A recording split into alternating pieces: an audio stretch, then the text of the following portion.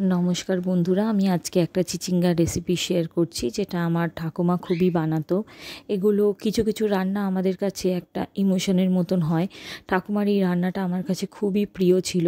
ঠাকুমা চিচিঙ্গা নারকেল বানাতো, এটা আমার খুবই ভালো লাগতো, ভাজা করতেন।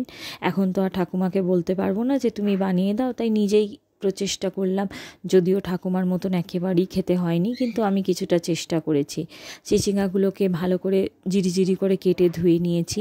এবার কড়াইতে সর্ষের তেল দিয়ে ওতে কালো জিরে আর শুকনো লঙ্কা ফোড়ন দিয়ে নুন দিয়েছি, দিয়ে কেটে রাখা চিচিঙ্গাগুলোকে দিয়ে ঢাকা দিয়ে সময় নিয়ে ভাজতে হবে। একটু নরম হয়ে এলে ওতে হলুদ আর কাঁচা লঙ্কা কিছুটা কুচিয়ে দিয়েছি এবং কিছুটা লাল লঙ্কা গুঁড়োও দিয়েছি।